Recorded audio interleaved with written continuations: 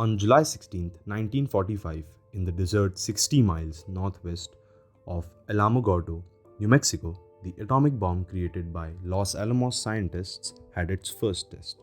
Oppenheimer was 10,000 yards away from ground zero, lying face down when the fireball erupted.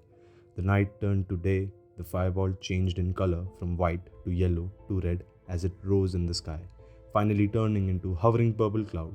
An intense blast of heat, followed by a thunderous blast, shot across the desert landscape. Oppenheimer realized the strength of the bomb he developed and was stunned by its destructive capabilities. He mentions his grief, quoting Bhagavad Gita. I am become death, the destroyer of worlds. What happened to the man without whom America couldn't have won the Second World War got in the bad books of the American government? Hello people, this is Priyank Jain, and today we look at the life's work of the father of atomic bomb, Oppenheimer. Born on April 22, 1904, Oppenheimer was the son of a wealthy German immigrant. His goal of being a chemist took him to Harvard. After graduating in 1925 and getting his PhD at the age of 23 from the University of Göttingen, he returned to the United States, where Oppenheimer accepted an associate professorship from the University of California, Berkeley, where he was a professor from 1929 to 1943. Till now, Oppenheimer had no clue what future held for him. When Hitler came to power, his scientists started to work on the most powerful bomb the world has ever seen, and when Einstein learned that the Germans might succeed, he wrote to President Franklin Roosevelt with his concerns. Einstein's 1939 letter helped initiate the US effort to build an atomic bomb, but the work proceeded slowly at first. The project came to be known as the Manhattan Project. Despite of being the only worthy candidate to lead the Manhattan Project in 1940, the US Army Intelligence Office denied Einstein the security clearance needed to work on the Manhattan Project. The hundreds of scientists on the project were forbidden from consulting with Einstein because the left-leaning political activist was deemed a potential risk. In September 1942, a career army officer, Colonel Leslie Groves, offered Oppenheimer the job to lead the Manhattan Project. The city of Los Alamos was created in the state of New Mexico, and the project received generous funding from the US government. The project expenditure through 1st October 1945 was $1.8 billion.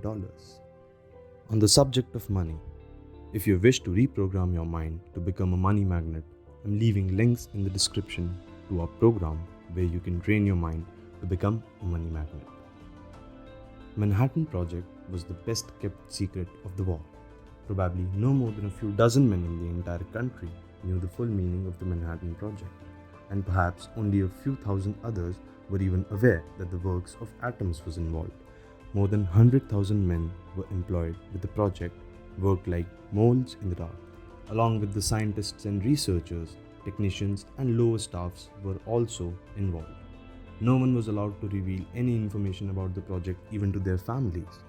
No one knew anyone by their name, and everyone was given a code name.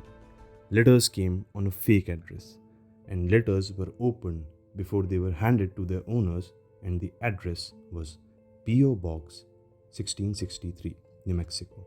Even the city name wasn't mentioned.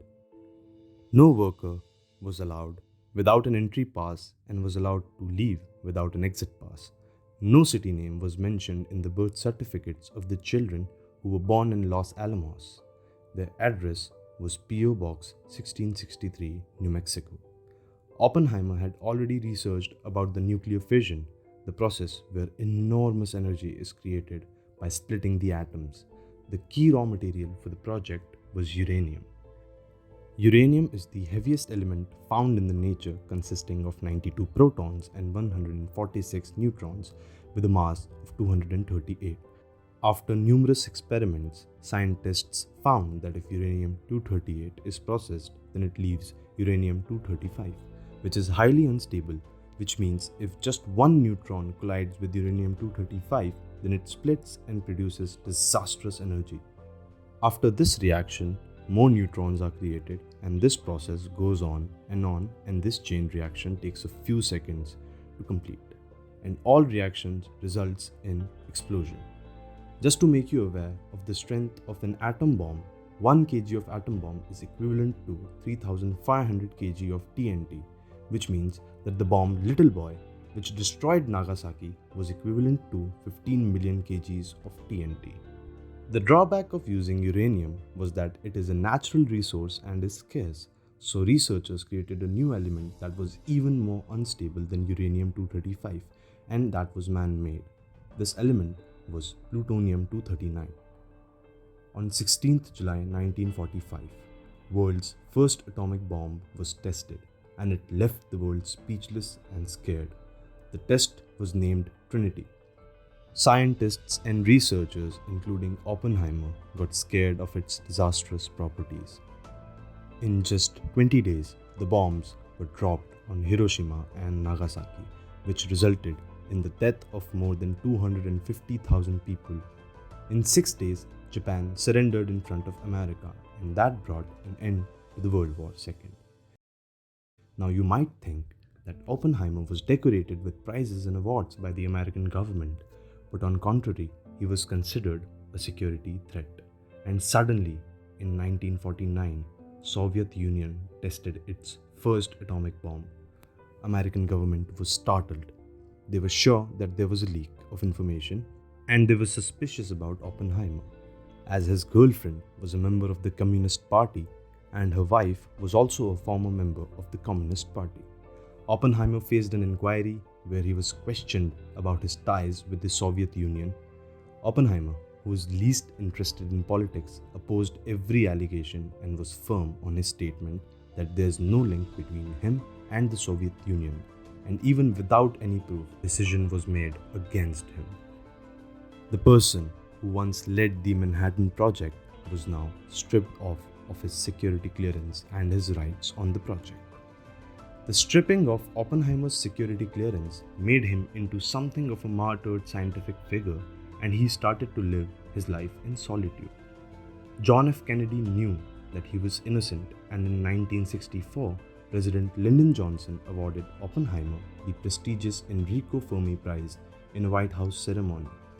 In February 1966, Oppenheimer was diagnosed with throat cancer. He died a year later on February 18, 1967, at the age of 62.